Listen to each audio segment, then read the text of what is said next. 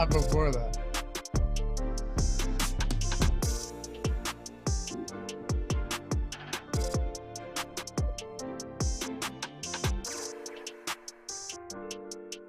Oh, hello. Welcome to the NFL. It feels so good to be saying the NFL strategy show, not the MLB strategy show.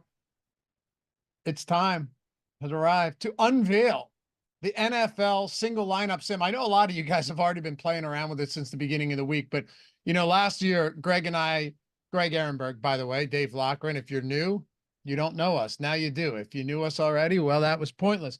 Last year we did the actual pre-contest sim, which was an awesome show. It went along. There was one show, as a matter of fact, where the third ranked lineup ended up taking down the Millie. Do you remember that?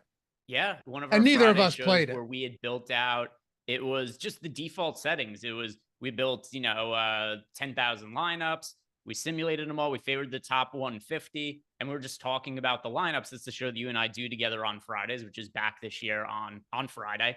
And yeah, I think it was either the second or third lineup, and would have crushed the Millie of our top ROI lineups. And none of us played it. I didn't play it. You didn't play it. Nobody in the audience played it, but it was right there for us.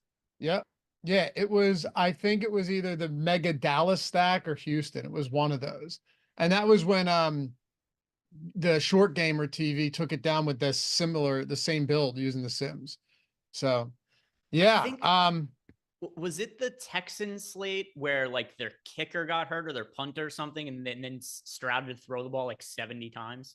It was that, or it was I think it was a 3-man Cowboys. Might have even, honestly, it might have been a 4-man Cowboys stack. It was something crazy, and it would have won. Yeah, it would have come in sixth in the like the huge Millie and the high dollar Millie. It would have been first, but we're back, baby. Happy to have you guys with us. By the way, appreciate all of the support from yesterday as well as we opened up the season with the First Look Strategy Show. We are currently, Greg, and for DFS, it's pretty wild, right? We are currently at, I have to find it. It was like 7,100 views or something, less than a day in. So awesome stuff. Appreciate you guys. And your support means everything to us. 7,600 views so far on that one. So we're back. I mean, football is king, especially before basketball starts. It's just the way it works, but we're breaking down the single lineup sim. 3 things. I'll keep it brief. 4 things. If you don't mind, what's that? I said 4 things. Just keep 7 things. If you don't, we'll get to the show around 11.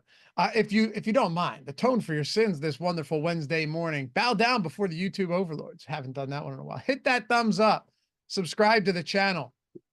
Takes a single second. Leave a comment down below. I've been reading all of the comments from yesterday. It's great stuff. So do all of that. If you ever want to listen in podcast form, Apple Podcast, Spotify, all of that is out there as well. Maybe you don't have YouTube Premium. You want to put your phone in your pocket while you're doing something else. We got you covered everywhere. And second thing, I want Greg to take a second here because he already did a tutorial, and I want to set you guys up. We won't do this every week, I promise. Just now. Explain exactly how this single lineup sim works and how it's, we built this and designed this seriously with you guys in mind, because so many of us still love building hand-built lineups, particularly for like single entry 3-max for football, where there's such massive prize pools. So going into this, just so we're all on the same page, how does this work? Yeah. So the easiest way is going to be when we show you guys on stream here. And I know a lot of you who have watched either videos we made on this or watched our baseball content, you're familiar with what it is. But what you could do is you hand build a single lineup, which actually throw it on. Okay, cool. Good job here, Jordan. So Jordan's got it one step ahead. Here. Look at Jordan learning. Picking up on cues. So what you do here is you build a lineup in the same way you build a lineup on DraftKings or FanDuel. This is going to support all the slates that are presented on FanDuel and DraftKings. And you hand build a lineup and then you simulate it. But it's a single lineup that's being simulated, and then you get feedback on that lineup pretty instantly. It takes like 15, 20 seconds to simulate a lineup. We're going to build a bunch of them on this show and every Wednesday for the season, Lofty and myself. And you're going to get information like most importantly, what is the expected ROI of that lineup? And then some other things too, like how often is it expected to win a GPP, come in the top 10? How often is it going to cash? But the main reason that Lofty had mentioned that we made this for you guys is because probably the biggest pushback, the biggest criticism we got of our Sims tools last year is people said it's too expensive, which we understood that it was something that was Fair out of a lot of criticism. people's price range. And one thing that this allows us to do, if you're just simulating a single lineup, it's much less expensive for us to support on the back end. So we're able to make simulation tools that are much more affordable for everybody, so that it's something that if you do want to use Sims and you're somebody who just plays 1, 2, 3 lineups, well, now we've got a really advanced tool that isn't going to be very expensive for us to support. So we have packages for this that start at $19. And then also we've got the promo for week 1 where you can get access to not just this, but also our Sims for just $1. So it's really cool. It's fun to use. And Lofty and I are going to build some lineups with it now. Yeah. And just one thing I'll add, it's also not just because the other was too expensive, but also because some people, the joy of playing DFS is in hand building lineups. So now you take essentially the future of DFS, which is Sims, and pros have been using that for a while, and combining it with being able now to build these out by yourself and get that immediate feedback simmed against the field. Let's get into it. And hey, if you guys want to see specific builds, this is why we're doing this show. It's for us, it's for you, it's for all of us. And maybe you haven't taken advantage of the promo yet. Like Greg said, though, it's $1 for literally everything for the entirety of the first week. Thursday, Friday, all of Sunday, all of Monday, one single dollar. So, I mean, what are we doing? Links in the description and in the chat for that. If you're watching on Twitter, we can find a way to get them in as well. But if you want to see certain lineups, if you want to see certain lineups built, be it maybe a stack to give us some bit of structure, right? Some maybe ideas that you have for these builds. Jordan, can you do me a favor? Monitor chat and we can start lining some of those up and build those out as well. Yeah, and then what we could also do is we could throw some polls up. If it's something like we could do something, hey, we'll build a single entry lineup, making a stack of one of these games with one of these quarterbacks. We could put a poll up. You guys could vote on it, and then we'll make that like the team single entry lineup or something like that. One other note here is that there are also a couple of different settings, either if you're building a lineup for a small field GPP or large field. You'll see that at the top of the screen. If you could scroll up a little bit here, Jordan. And it's just going to give you a little bit different feedback that's going to make the results a little bit more accurate for the contest you're playing in. So pretty simple. Small field, that's if you're building a lineup for a contest with less than 1,000 entries, or large field contest with more than 1,000 entries. Yep.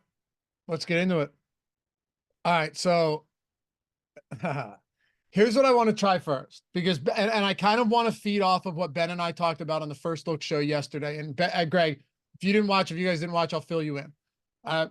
We talked about this Buffalo stack where you've got an expensive Josh Allen, right? The highest priced quarterback on the slate, but also all of his pass catchers being very, very inexpensive. The most expensive one, and if you're using this single lineup sim, you can filter by specific games as well. So I'm going to click on Arizona and Buffalo, and you have Trey McBride Dalton Kincaid at 5,800, and then you're talking about Khalil Shakir at 5,100, Keon Coleman at 5K, Curtis Samuel, assuming he plays with that turf toe injury, at 4,900. These guys are really cheap. So why don't we try to see what these simmed ROIs look like on a Buffalo lineup? I say this because my assumption is that it's probably going to be in some form or fashion chalky. I'm just not sure which version of it's going to be chalky. Maybe Allen and Kincaid as a skinny stack is going to be the most, with a single Harrison or Trey McBride run back. Yeah. Let's give it a run. And then I guess when we plug these players in, we can look at some of their total ownership and see if we have to get different in some other spots. I know that me just messing around with it, it's really easy to just build lineups and plug in like, hey, I'm going to plug in Chuba Hubbard. And then I realize I built a bunch of lineups and he shows up in like everything because he projects out really well for us. But let's see what other options we have here.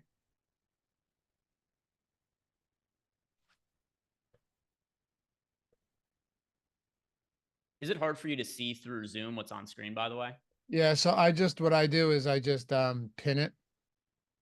And then honestly, the easiest way is just to go into YouTube and blow the screen up.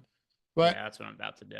if we start with Josh Allen, and by the way, some of these I expect to have negative ROI, but as Clayton was saying, this tool is kind of a lesson in roster construction, which is an interesting way to look at it. You know, this is something that will give us a good idea of what's going to be too chalky and all of that stuff, or what looks good. So I'm plugging Allen and Kincaid in first. Okay. Maybe one of the ways to get different is to go with Kincaid and McBride instead of Kincaid and Harrison. My only pushback on going double tight end this week is that there are so many missed price wide receivers in that same 5K range that I don't know how necessary it's going to be. What do you think? Yeah. So one thing that I've noticed in lineups that I have ended up building, just kind of messing around with this, is I gear much more towards spending up for like Tyreek Hill or CeeDee Lamb than I do at running back. And one of the main reasons is because the top end wide receivers just project so much better than the top end running backs this week. So that's actually probably like my biggest hesitation of spending up at 2 tight ends is how much is that going to prohibit us from being able to spend up at wide receiver? Because you mentioned there are good value plays in like the mid range of wide receiver, but there aren't super cheap plays that I love for this week. No. So I found myself going pretty cheap at tight end most of the time. All right. I don't know if there's any good cheap tight ends that I like either, if we're being honest. There aren't that many expensive tight ends I like either, though. So I do. I like Kincaid. I like McBride. I like Evan Ingram. I like Kyle Pitts. If you want to consider Kyle Pitts expensive, 4,600 isn't really that expensive. Yeah, 4,600 is relatively cheap. Let's go Allen and Kincaid to start this off. Allen has rushing upside, but because he's so expensive, I want to see what happens if we plug another Buffalo receiver in there. So I'll give you the pick here: Khalil Shakir, Coleman, or Curtis Samuel. I'm going to go with Curtis Samuel. Just he's the one that projects best for us. So I do know that if we try to go like too far off the board here and maybe go to like Keon Coleman, who projects as the 3rd best wide receiver for us in our projections for Buffalo, that it's going to really hurt our sim ROI. So I'm going to lean on Curtis Samuel just because he's the one that projects the best for us right now. And he also happens to be the cheapest. He's 4,900. Not that's a massive price difference, but he's 4,900. Shakir's 5,100. Coleman's 5,000. And Samuel projects about 2 fantasy points better than Shakir and then 2.5 fantasy points better than Coleman. All right. Samuel dealing with turf toe, but as of now, let's just assume he's playing. I believe he's at practice today, which helps. All right. So Allen, Curtis Samuel, Dalton Kincaid. Do we have to, if we're running this back, and I want to run this lineup back with somebody to see how it plays out, Harrison or McBride, your call. It's got to be one of them. We're not running this back with Michael Wilson. That's pointless. Let's see. Who do I want to run it back with? From the Arizona side, yeah, Marvin Harrison's so expensive. I think we try McBride at 6,100 in the flex. Well, maybe it doesn't have to be an Allen double stack then. We just go Samuel. It doesn't have to be, but getting that other cheap receiver helps when your quarterback is so expensive. Yeah, I don't really like many run back options from Arizona other than Trey McBride. And I do find him to be a little bit too expensive. But like, I mean, Marvin Harrison at $7,200 for his first game. That's not something I'm going to want to have a ton of exposure to. Then, you know, Michael Wilson, $4,300, Dortch at $3,900. I'm not massively interested in either of them. James Conner, $6,200 at running back. Also not somebody I'm super interested in for week 1. So I guess you're right. It kind of by default becomes McBride.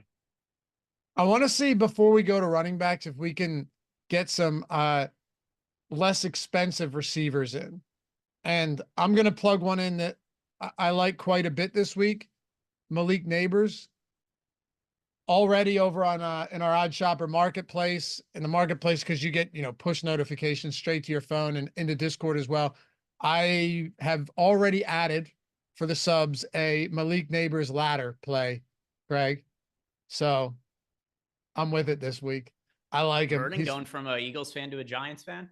not quite, but I just think the volume is going to be insane with Neighbors. They don't I have mean, to the be a upside great team. certainly there. I don't. What are the odds on him to have 100+ receiving yards, like 6-1 or something? 424, no, 480. Okay. Yeah.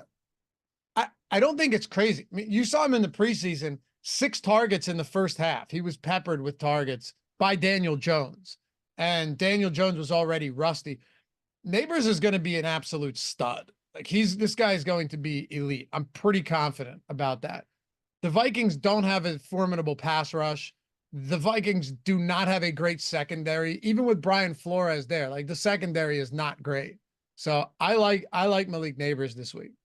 Yeah, something else too is it seemed to your point about him getting 6 targets in the preseason game is I think no matter what the circumstance is, the Giants are just going to force the ball into his hands. Like even if Daniel Jones is under an immense amount of pressure because the Giants' offensive line sucks, I think they're just going to draw up a lot of quick screens to Neighbors just to get the ball in his hands. So yeah, I wouldn't be surprised if like week 1 we see him with like 10, 11, 12 targets. It wouldn't shock me at all. I'm willing to take that risk, put it that way. Yeah. Plus, the Giants' offensive line was dealing with a ton of injuries. I'm not saying they're going to be good, but I don't think nearly as bad.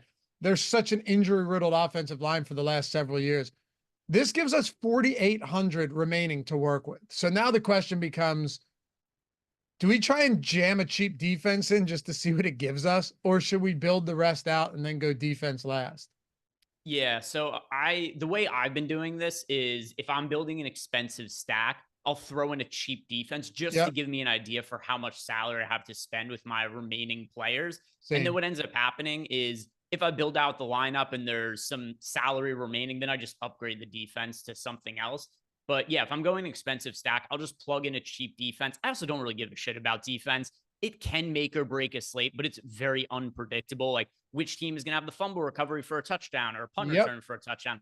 Who knows? So I just plug in the cheap one and then build out the rest of the lineup, and then I'll circle back on defense later. But it's my least favorite position in DFS, and it's not particularly predictable.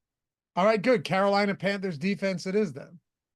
Well, yeah, I mean, plug them in, plug them in. It doesn't matter that much to me. Good. See, this gives us 5,600 now.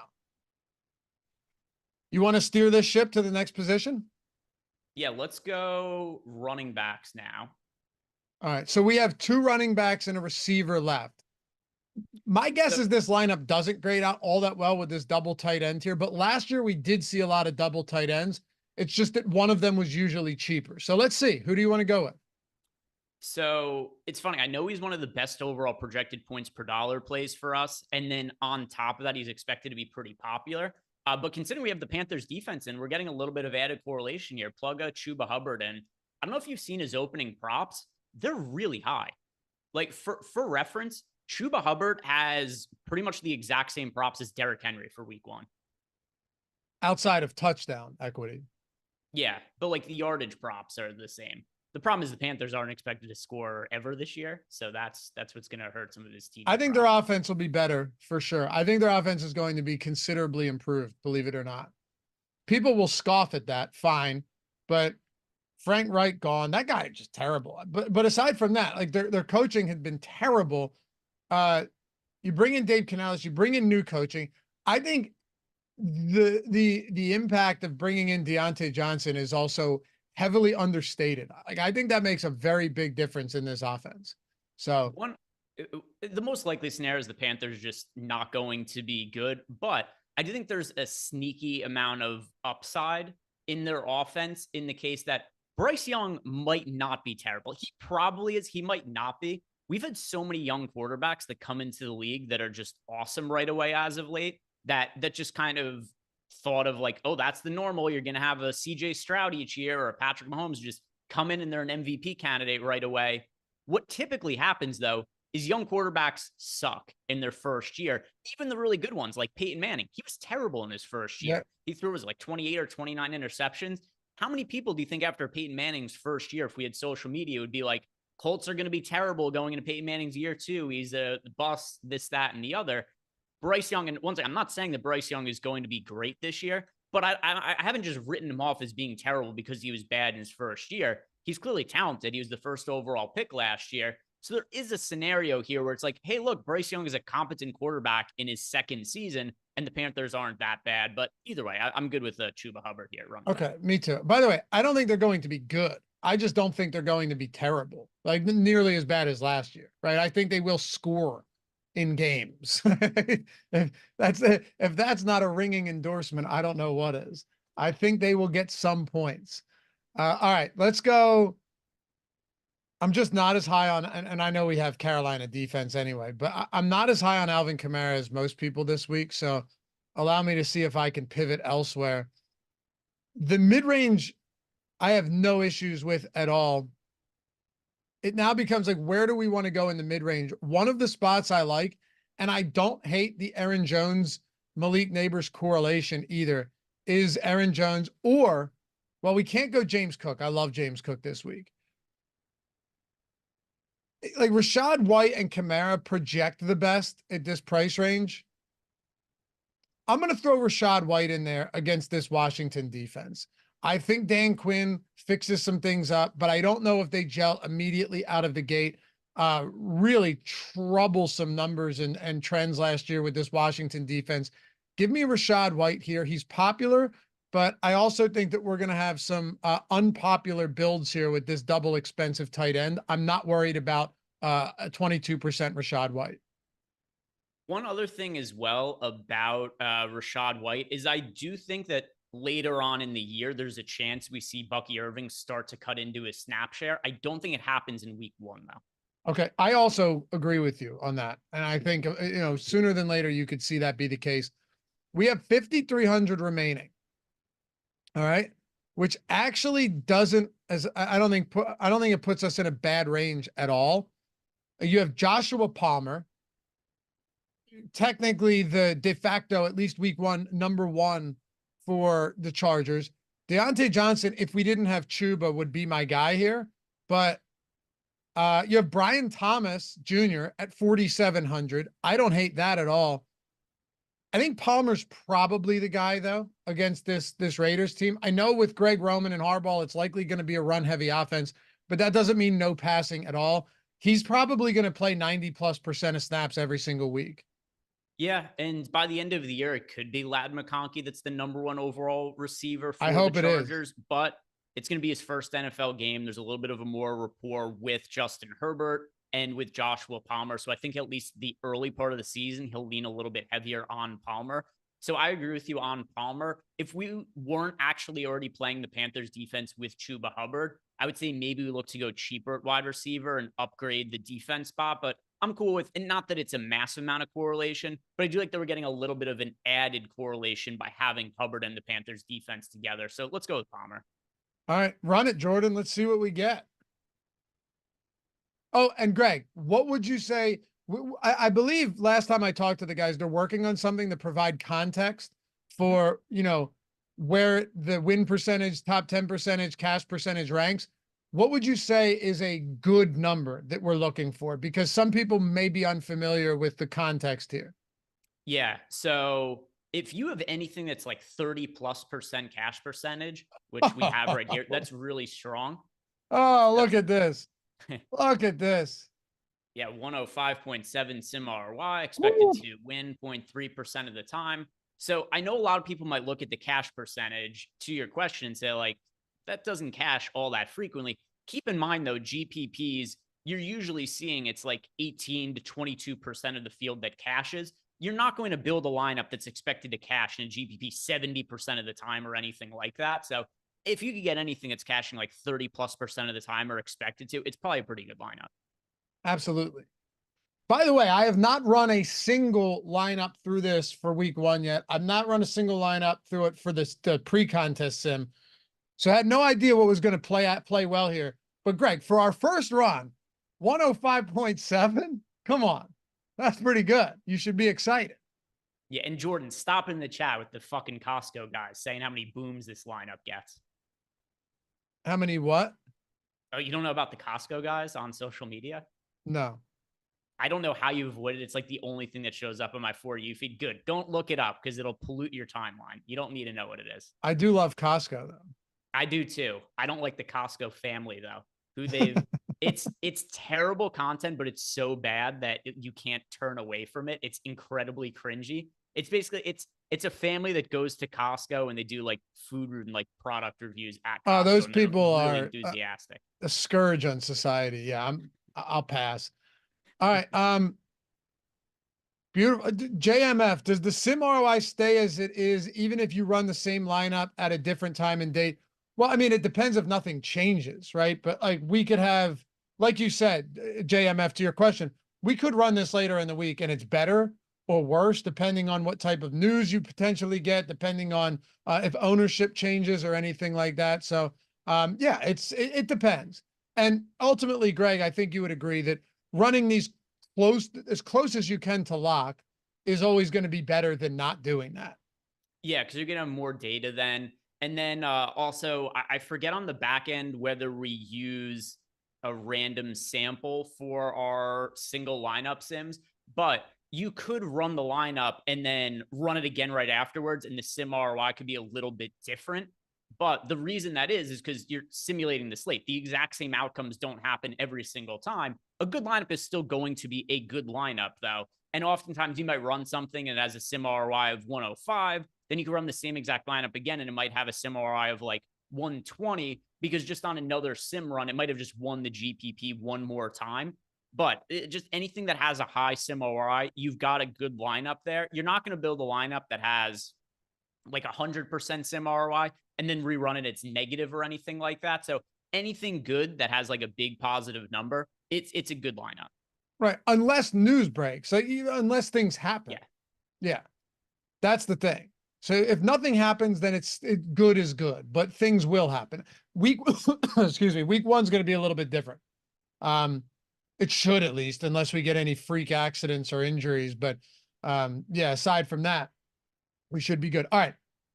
Do we have anybody from chat looking to get a certain type of builds run? Jordan, did anybody have any ideas? If not, Greg, since I kind of steered that one, let me know where you want to go for the next one. I mean, 105 to start it off for week one is a heck of a start. And my guess, the double tight end there with that run back for the Josh Allen stack to differentiate, I think is a considerable difference maker.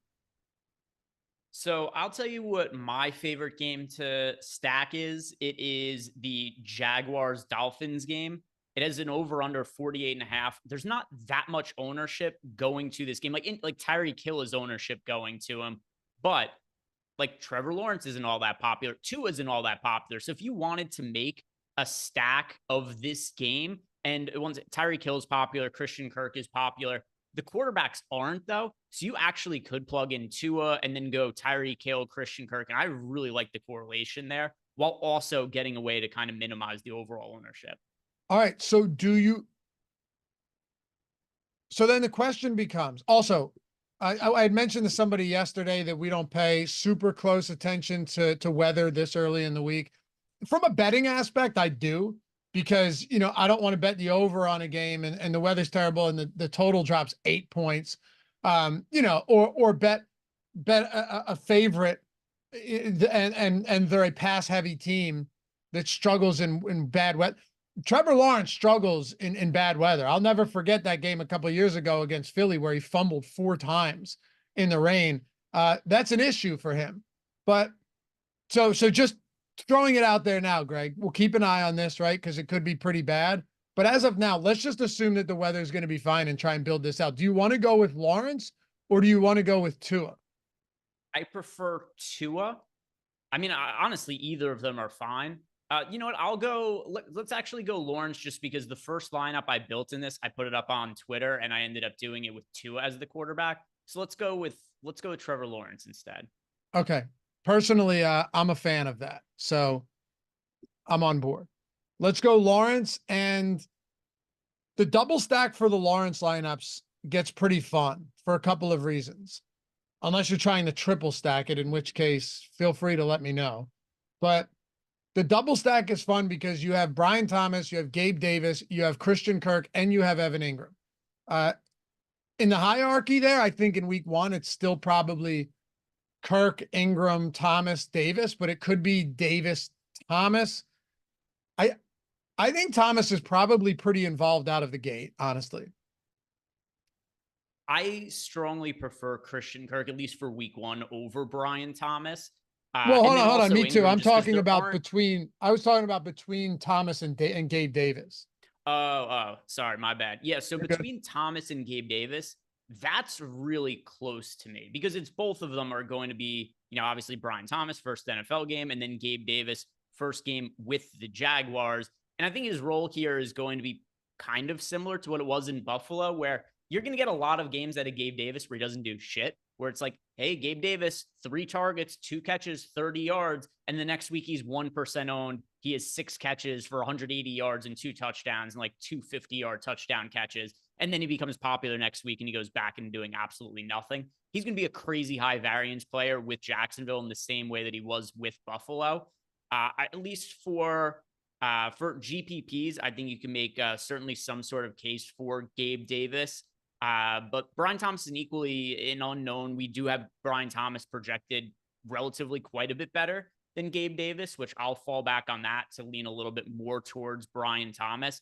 But I feel really good about Christian Kirk. I'm not entirely sure what to make of Thomas or Davis for week one. All right. Well, Kirk to me is going to be someone that we're looking at for sure. Evan Ingram, sure. But really, do you want? We're going to throw Kirk in there with Trevor Lawrence. Who do you want as the second one? Lawrence can run, but he doesn't necessarily rely on that. So I want 2 Jags at the minimum in this lineup.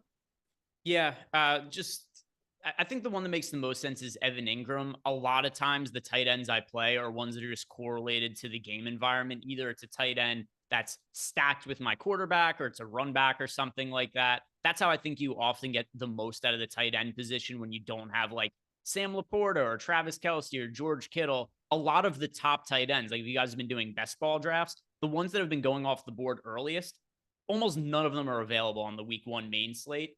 Plug in Evan Ingram to get the correlation with Trevor Lawrence. We got the double stack there. And then for run backs, there's a lot of good run backs from Miami, at least in the passing game. You can make a good case for Tyreek Hill, for Jalen Waddle. I don't know what to make of the running backs for week one, so I prefer to stay with the pass catchers as run backs. Unless you tell me, Lawful, you have like a really good sense that Achane is going to come out and just have the lion's share of the touches, because it seems to me that Mostert, Wright, and Achane are all going to get touches week one. Yeah, I mean, I'm not confident that I think that to me, Wright is probably far, far, far down in the pecking order early on. Like, I'm not worried about him, but trying to decipher between Achane and Mostert is pretty difficult. You have Lawrence, who's not that expensive. Kirk and Ingram are not that expensive. I think we try with Tyreek Hill. Okay. Yeah, we could plug Tyreek Hill in. And then also, like, Wright is not somebody I'm going to want to play for DFS at all in the immediate future, unless somebody was to get hurt in the Dolphins backfield. But if you tell me right now that he's going to get 4 carries, 5 carries, and then you also consider the split workload between Mostert and Achane last year, there's just no way to project the other running backs all that well for Miami if I told you right now that Jalen Wright gets, 3, 4, 5 touches. Yeah, that's a problem when you already have a split backfield for sure. All right, so we have Lawrence, Kirk, Hill, and Ingram, 4,800 remaining. Give me a cheap defense. So one that I've been plugging in is, I don't like it, but I think there's some leverage, particularly in small field tournaments, just plugging in the Titans defense, because Caleb Williams is mispriced and is going to be so popular this week. I'm fine with that, honestly. Titans lost some pieces. They got some pieces. This defense is a big question mark. Really, they are on the road, which sucks, but I don't have an issue with that at all, actually. Let's go Titans. That brings us to 5,300 per player. Obviously Tyreek Hill is going to make things difficult at 8,700, but 2 running backs, a wide receiver, and a flex. We have Lawrence, Kirk, Hill, Ingram, and the Titans D. All right. So back to running backs. I do think my overall favorite running back, I know we plugged him in the first lineup, but I really do like Chuba Hubbard a good amount for week one. Unless something changes, I think he's probably going to end up being my most rostered running back overall on the slate. He's just so easy to fit into lineups too at $5,300. And I think when we did the first look show, Lofty, where we're kind of we had no real information. We did it like a month ago when pricing first came out. I asked you who is going to be the cheapest running back that was going to be a workhorse in week one. If I'm not mistaken, your answer was Chuba Hubbard at Yeah. $5,300. And that kind of remains the case now that we're only a few days out from week one. It's hard to find guys who are cheap that are going to play big workloads. And especially now that Brooks is confirmed on the injured reserve to open up the season, I think that Chuba Hubbard just makes a ton of sense. Yeah. Let's just plug him in. Let's plug him in. We went Rachaad White in the last one, right? So we don't have Panthers defense. How do you feel about dueling running backs with Chuba Hubbard and Alvin Kamara in the same lineup? Like I said, I'm lower on Kamara than most people are this week. But he's 67. Rachaad White is 63. I don't think Rachaad White's particularly good, if we're being honest, but I think the volume is enough and it doesn't matter. And he's involved as a pass catcher in a really good matchup. But I actually, matter of fact, I'm going to plug James Cook in. I like James Cook this week against Arizona a lot. This is a non-Buffalo stack. So let me go James Cook here. That gives us 45.50 per player remaining. Now the question becomes, where do we save? Yeah, I mean, it makes most sense to find a wide receiver we like and then just go to the flex and plug in whoever it is that projects the best of the remaining players. It's kind of hard to start with the flex, then go and find a cheap wide receiver because we get access to every position if we plug in the wide receiver first. So I'm most inclined to start at wide receiver. We've got, 45.50 left, and then we'll figure out what works in the flex spot. So wide receivers, we probably don't want anything more expensive than say like 5K here. Right. Yeah, that's why Josh Palmer is going to look really good in these spots. The other thing we could do is we make it a triple stack and plug Brian Thomas in. Let's try that. See what happens if you plug Brian Thomas in for a triple stack. Oh man, this is looking dicey, but let's try it. And then so 4,400. Yeah, 4,400. Does it give us any Rashid Shaheed?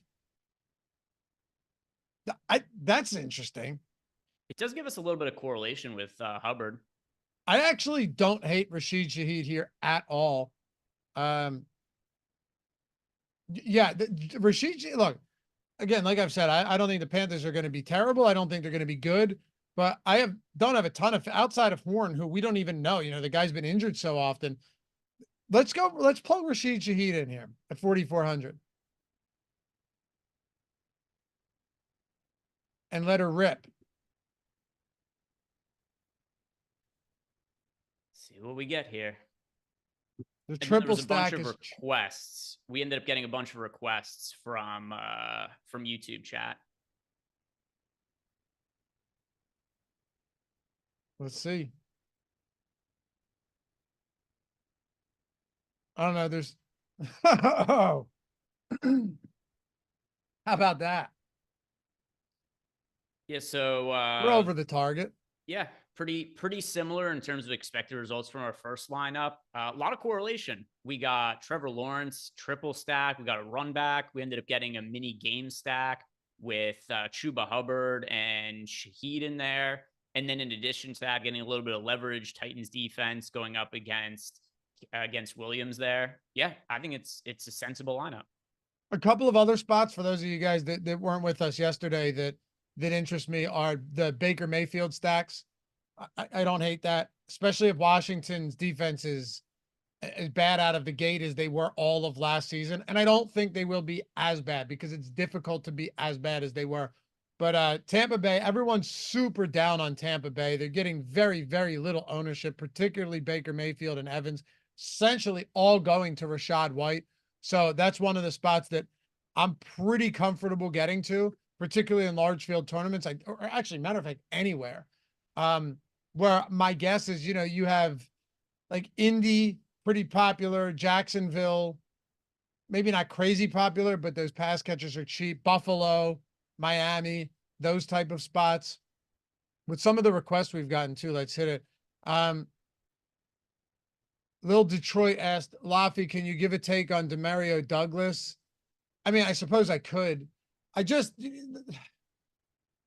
Here's my take on Demario Douglas. Eventually the cream will rise to the top in New England, and we'll figure out who that is sooner or later.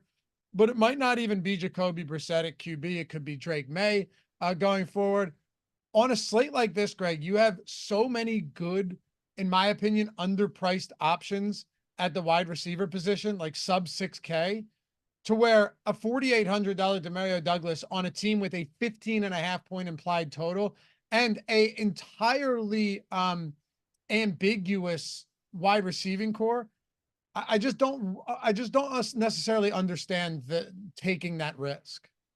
Yeah. So if you look at the wide receiver pricing this week, like we just built a lineup, Christian Kirk, who is going to be the number one wide receiver for the Jaguars heading into the season, has a good quarterback in Trevor Lawrence, likely is going to be playing on a really good offense. He's $5,500. Demario Douglas is $4,800. He's got Brissett at his QB for week one. We have no clue what any of these guys' roles are going to be. It seems like for the entirety of the season, Polk is ultimately going to be the guy who's the number one wide receiver for New England. But that's just mostly a best guess. We really don't know for sure. And Douglas at $4,800. $4,800 means less this week than it does in other weeks because exactly there's just a lot of good wide receivers, to your point, that are priced around there. Right. That's just kind of the way I'm looking at it. Fletch, what's up, man? Do you guys like building with Baker or Cousins? They seem good to build with. The reason it's Baker for me, a little Detroit, by the way, said he's 4K on FanDuel. Sorry, I should have specified. Yeah, that's that's fine. It's better. I don't love it, but it's better for sure. It's still going to be Baker for me. I think you're going to get some amazing team stacks out of the Vikings this year. Or I'm sorry, out of the Falcons this year. Still a really good pass rush for Pittsburgh. I don't even hate Atlanta in this game, especially, piecing them out like a Pitts at 4,600. I think he sees volume. Bijan's great. But Mike Tomlin's defenses are always still going to be good. And as long as Watt is healthy, this team is just it's a big difference maker. The matchup is clearly favoring Baker. Now, Greg, if the ownership was way different, I'd be like, yeah, Cousins actually looks kind of decent. But it's not like Baker Mayfield and these pass catchers are getting considerable love for Tampa anyway. So I don't think you need to get all that insane. So one other thing, just because somebody brought it up, we should build a FanDuel lineup too. Yeah, absolutely. Let's build one that Einsteinium asked as well, because I told him we would. And if you guys have any other requests, we still got a little time left to make this happen. Where was it? Come on, man. Yeah, I think it was Einsteinium asked an Indy stack with a Texans run back. Indy stack with a Texans run back. All right, perfect. And by the way, guys, if you joined late, if you missed it at the top of the show, whether it's the basic package or the light package or the core package, your first week is $1. It's $1 for the NFL core weekly. That gives you, Jordan, you could pull my tweet up. That gives you every tool that we have. The only difference between that and the Sims Max is that the Sims Max, you can run up to 10,000 lineups in the contest simulator or generator and 10,000 in the lineup simulator. But if you're not 150 maxing, it's still, you get up to 1,000 in each of those, plus the single lineup sim, our projections. If you play on pick 6, underdog, prize picks, you have all of those optimizers, the lineup generator, ownership, top stack, boom, bust tool. Literally everything we have for NFL for the first week is $1. Thursday night football, Friday night football, Sunday main, early, afternoon, night, Monday night. So that there, not including any of those obscure slates, is 7 slates with massive prize pools. You got the entirety of the first week for $1. If you haven't done so yet, the link is in the description. The link is in chat. And if you're watching on Twitter, you're watching on X, I'll throw the YouTube, because links post weird in X, but I'll attach the YouTube link to that tweet, so you can pull that up if you're looking to get in on this as well. Or also, even if you're doing that, rock the Stokastic avatar. We'll build this lineup right now, Greg, but I feel obligated to tell people that we have by far the best rewards program, let's call it, in the industry, hands down. The Hall of Fame program, stokastic.com/HOF. Go there, download any of those beautiful new 6 avatars, those beautiful shiny avatars. Use them wherever it is you play. DraftKings, FanDuel, Yahoo, Owner's Box. Finish top 3 in a field of 5,000 or more. Could be a 5-cent entry, could be a $100 entry. Doesn't matter. Tweet us your wins. It's Stokastic HOF, preferably a nice message, and you need the screenshot. And you're getting a $200 value. Sims All Access, full month of whatever sport you want. But we've added it. It's better than last year. You could only win once in a calendar year. Now you win a second time, you get another month of that. That's another $200 value, plus a free week of any other sport. So say it's late October, you get a month of NFL and a week of all of our NBA products. Then 3-time gold in a calendar year, $550 value. Sims All Access, every tool, every sport. Need I say more? Okay, fine. Any $20,000 win or more, you get the custom Stokastic Hall of Fame ring in display case. Matter of fact, I have one right here. It spins as well. It's a beautiful thing. It spins in there, engraved with the Stokastic logo on it, and then engraved plate with the name and all of that good stuff. So you can't see it all that well, but it's pretty sweet. One other thing too, I don't know if you saw this, Loppy. We had a Millie Maker winner last night. There was there was a baseball GPP paid out $1 million to first, and we had a sub. Old friend coach ended up winning $1 million MLB DFS using our tools last night. I know. 2 millies in 2 weeks for him. Yeah, he had a football one right before then. Golf. Oh yeah, wasn't it golf? Yeah, I was thinking last year football, but yeah, we had so coach won golf a couple weekends ago, and then baseball. 2 Millie Maker wins for him in the course of a couple weeks. It's not bad. Awesome. Congrats to coach. But yeah, stokastic.com/HOF. Grab one of those, use it wherever it is you play. Why not get rewarded a lot of awesome stuff for winning? All right. We're going Colts with the Houston run back. Is that what he wanted? Yes. So we'll build out that lineup. Then we'll do one for FanDuel. People in chat asking, why did FanDuel include the Sunday night game on the main slate? Because they're dumb. We're not the decision makers, so I couldn't tell you, but at least it gives you options. It's something that if you want a product that's a little bit differentiated across the 2 sites, I do kind of like that they don't have the exact same everything on FanDuel and DraftKings. I like the scoring's a little bit different. I could kind of do away with the Sunday night football game being included, but at least it's something different. Whatever you say, brother. Yeah. I don't get it at all. I don't get it at all. You've got a 12-game slate. You don't need to add a 13th game to where now people are sweating it through 11 o'clock at night. Like they used to have this. Many years ago, DraftKings, all of them used to include this. I don't know. I'm not a fan, but it is what it is. Like you said, they're differentiating. It's just not in the right way, in my opinion. Yeah, they added bonuses. It's not. If I was only going, I'm going to play on both sites this weekend. But if I was only playing on one and had to choose my preferred slate setup, I would be going with the DraftKings one. But maybe there's people who feel differently. I don't know. I have a feeling if we put out a poll, though, majority of people would prefer Sunday Night Football not be included. Put out a poll right now, Jordan. I bet it's just massively skewed. Yeah. Okay. And you look, Alvin Dimmery in chat says he's playing on FanDuel now. He prefers it. Okay. Hey, to each his own, right? Oh, they also added the bonus feature like DraftKings has. Did you see that? The 100-yard and 300-yard bonuses? Yeah, I tweeted about it yesterday, mostly because I didn't see anybody bringing it up. And I thought like, well, there might be people who are just not aware of the scoring change because it wasn't being talked about anywhere. That in particular, I think is going to have kind of a minimal impact. Like on individual lineups, yeah, you're going to see like, oh, look, this lineup had, 3 people with the 100-yard bonus, so it scores better. But like, I don't think it's going to change the strategy of this later. I agree. Like I agree. Einstein and Laffy, would you consider using Mixon and a wide receiver from the Texans in your Indy stack? since CJ is popular to get different, without question. Yeah, like if you're going for a mega stack, I have zero. I don't even care if you wanted to go, if you wanted to just not like if you wanted to do some type of a little bit more obscure stack and something like this, and and we won't do this, but not have Richardson or Stroud in lineups, and you just wanted to go mix in with maybe Collins or Diggs or Dell or something. I prefer that much more on condensed and concentrated offenses. I really do, right? Like it's tough to do, but a Jefferson, Aaron Jones or something.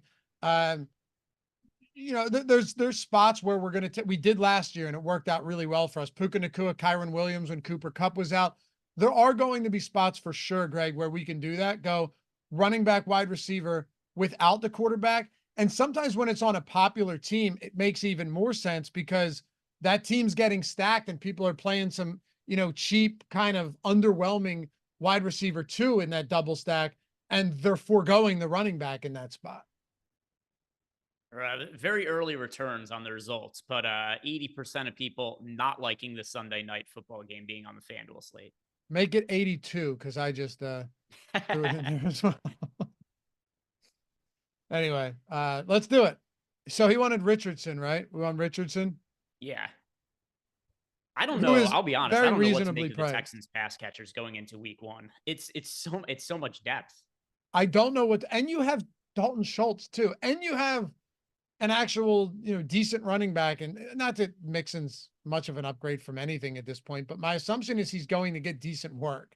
So I want to add Pittman in here. Yeah, for sure. I agree with that. Richardson, Pittman. And then the question, this is where it gets a little bit difficult. First of all, we have no clue if Downs is going to play. Here's my thing. I think Downs sits. If Downs sits, which we don't know, we're projecting him in right now. The problem is since we have him projected in, if we build a lineup and then say we're going to plug in like Mitchell or something like that, because we have Downs projected in right now, Mitchell projects so poorly that it's just going to tank the lineup when we simulate it. That's a good point.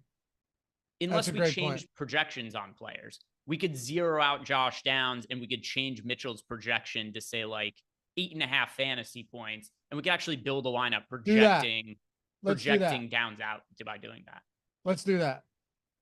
That's fun. That's something I haven't thought about doing that until right now when playing around with it. Let's do it. Let's zero out Downs. Do you have thoughts on this? Because I don't think Downs is going to play. Let's see. What's the most recent report? Most recent report. We have one from yesterday. Downs is progressing well while rehabbing his high ankle sprain. That said, it's unclear if Downs will practice Wednesday, and his status for Sunday is undetermined. Yeah, we have like no information. I don't think he will, but we'll see. I could be wrong. And if I am, feel free to let me know, even though I'll already know. So Jordan, type in Downs projection as 0 fantasy points. And then he'll just disappear. And now go to Mitchell. Jordan, you can just type it in. You don't have to hit the arrows. Yeah. Now go to Mitchell. Well, in fairness, he's not that smart. So go to Mitchell and put him at 8.5 fantasy points. Feel like he doesn't know what the numbers are. He just presses the button. Just like type 8.5 in there. 8, but he could, when he sees the number 8, he knows to stop. Did you put 8.5? Okay. All right. So we got 8.5. By the way, if Downs sits, I think Mitchell actually becomes the most popular sub 4K option without question. I think Mitchell actually is not chalky, not like some of the crazy week 1 chalk where DraftKings had egregious pricing and a guy got hurt because pricing comes out a month prior. But I think Mitchell would have, ownership, especially given that this is one of the highest totals, maybe the highest total on the slate. Yeah, let's see. What is it at now? The Texans Colts game, 48.5. It's tied with the Jaguars Dolphins game. For the highest, right? Yeah. Yeah. Yeah, they're both 48.5, minus 115 on the over. 48.5 in the Bills Cardinals game, but that's only minus 108 on the over.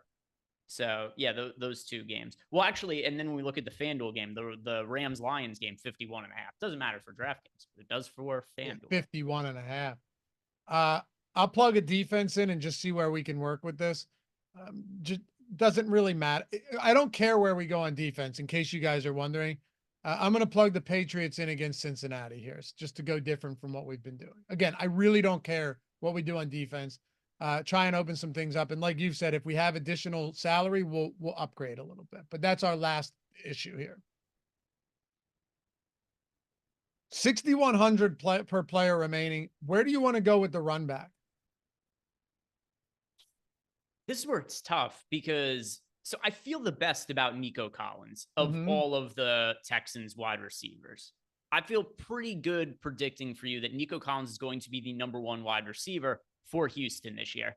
I do not know what happens between Tank Dell and Stephon Diggs. Diggs making his debut with Houston. Dell was ridiculously good last year, but then he's coming back from a broken leg. You never know how something like that might impact him this year. And then you also got Dalton Schultz in the mix, who is somewhat expensive at tight end. Not like crazy expensive, but not punt price either, $4,900.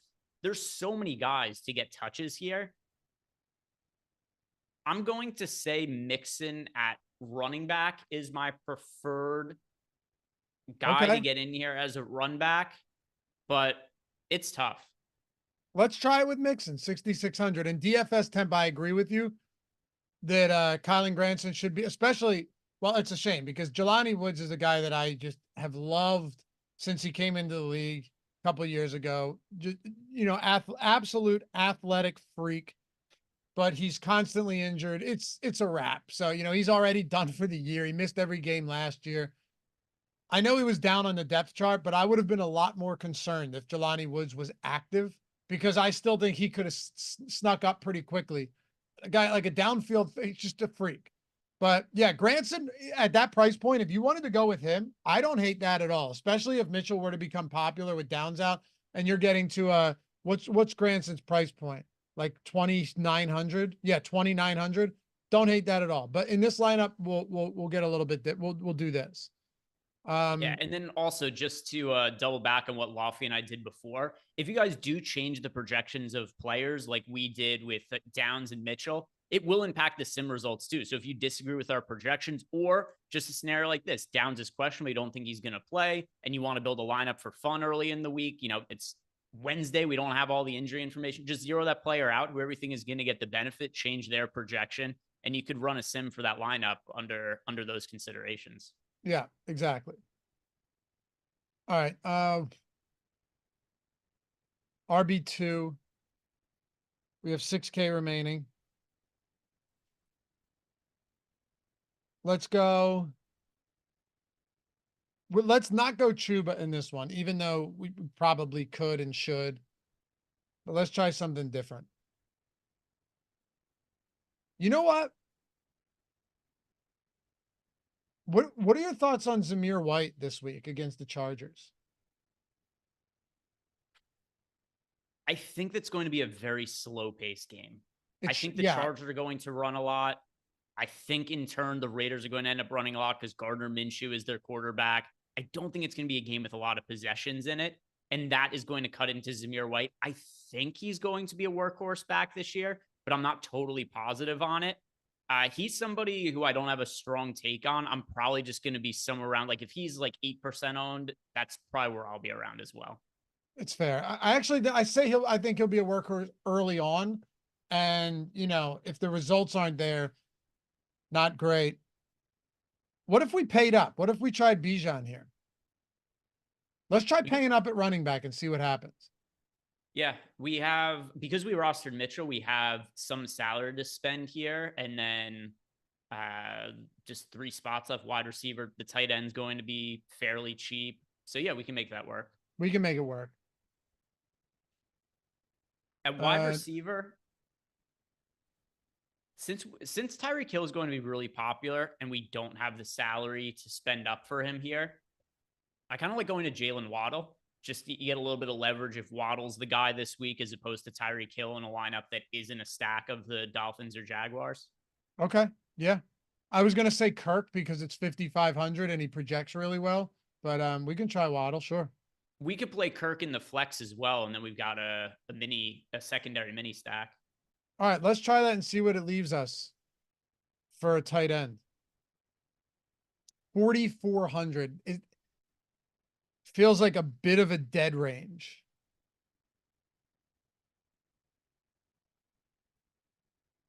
You could pay down to the Panthers at D and get to Kyle Pitts, but we already have Bijan.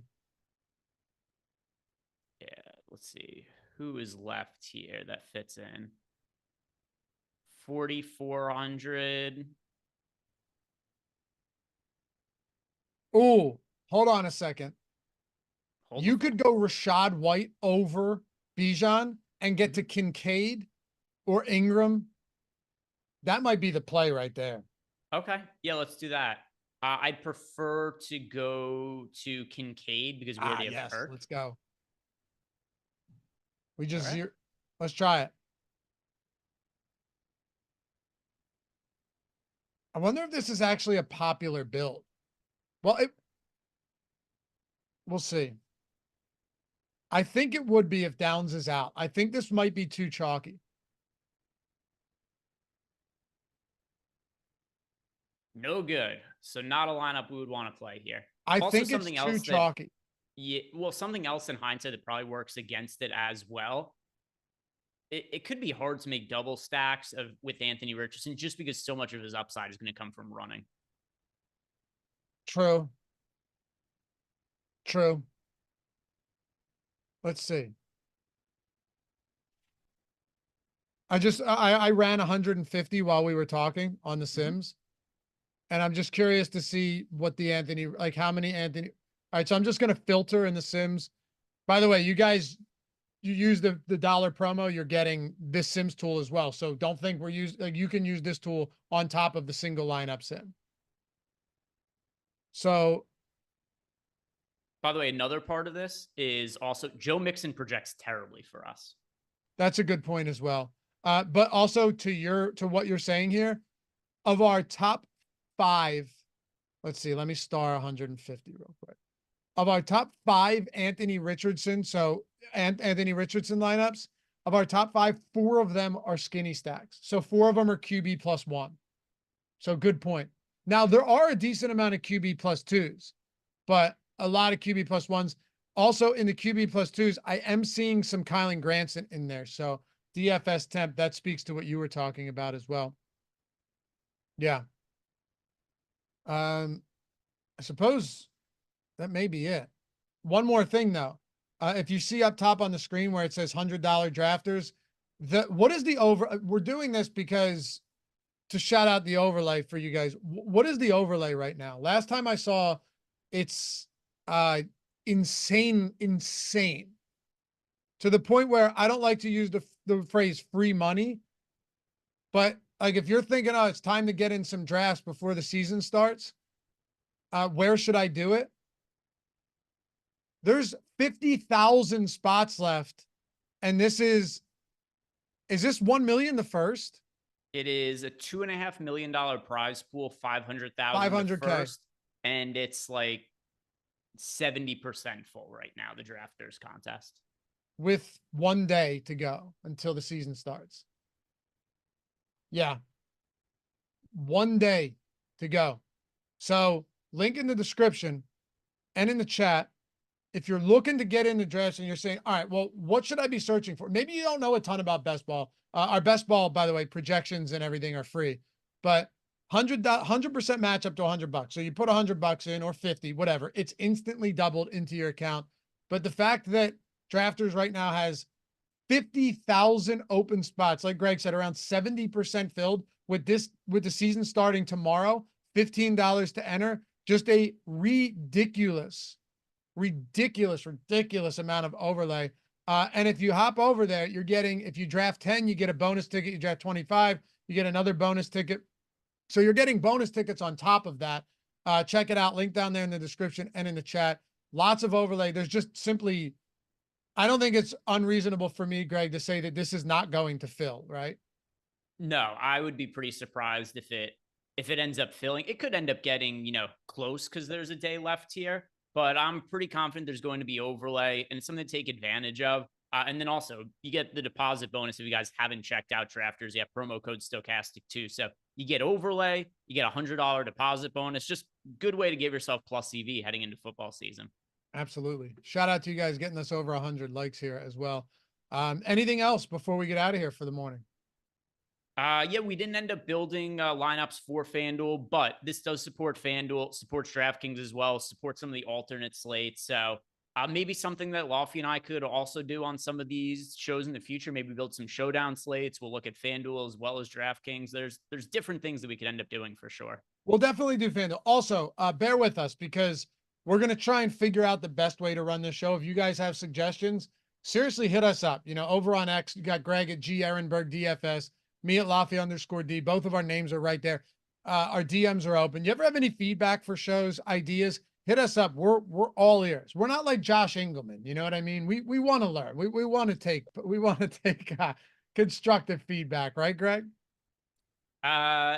Yeah, it depends. If it comes to like I was Jordan, setting you up for to that be constructive. You can just be like, I wish Jordan could count to 8 better. Like I appreciate that as feedback as well.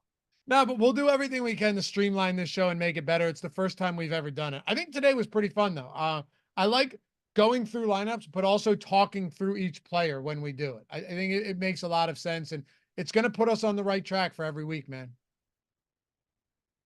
Yeah, and then Friday we have the Sim show where we're going to be looking at the other. It's funny now. It's like the old Sims, but still relatively new. But Lofty and I are going to be back on Friday doing the Sim show. We're going to build out lineups in the contest generator. The Sims will simulate out the whole slate and we'll build a full portfolio lineups. Beautiful. Hopefully we see you guys over there. Remember, you use that promo. You're getting the not just the week of everything, but also Discord. Say what's up in Discord. Pop in, and say hello. Our boy News God always providing up to the minute injury news and breaking news for everything as well. So you guys are the best. Have a great rest of the day. We'll catch you back here for the next one right here on the Strategy Show for NFL. Peace.